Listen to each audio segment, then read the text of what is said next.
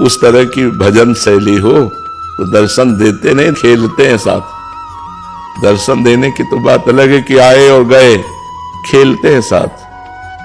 अब वो दृष्टि हो तुम्हारी तो तुम देख पाओ, साथ खेलते हैं, उनके सिवा कोई है ही नहीं हमारा।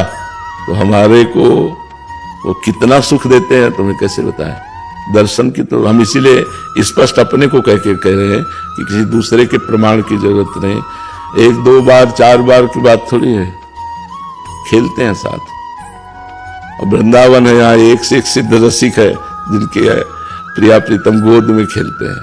तो ये कहाँ लिखा है कि कलयुग में भगवत साक्षात्कार नहीं होगा। कलयुग समयुग आन नहीं, जो नर कर विश्वास, गाय राम गुण गण विमल, भव बिन तरहि प्रयास। कलयुग के समान महान युग नहीं है।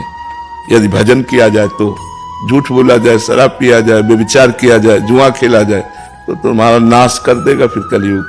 नहीं, कलयुग समयुग आन नहीं, जो नर कर विश्वास, गाय राम गुण गण विमल, भव बिन तरहि प्रयास। बिना प्रयास के संसार सागर से पार हो जाए, भगवान के चरित्रों का गायन करे, खूब नाम जप करे। भगवान का तुम कैसे बताएं, अभी वाणी का विषय है नहीं।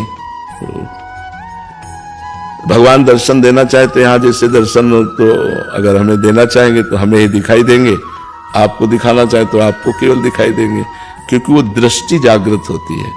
भजन से हृदय में नेत्र खुलते हैं, हृदय के नेत्रों का प्रभाव इन्हीं नेत्रों से देखने को मिलता है। जैसे ज्ञानी के ज्ञान चक्षु बुद्धि में प्रकट होते हैं तो उसे ब्रह्मबोध होता है, ऐसे भक्त के मानस चक्षु प्रकट होते हैं, उनसे वो भगवत साक्षात्कार करता है। बिल्कुल हो जाएंगे भगवत साक्षात्कार।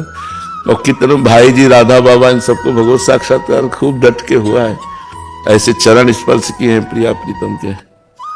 तो अब भजन न करोगे तो एक अलौकिक बात लगती है।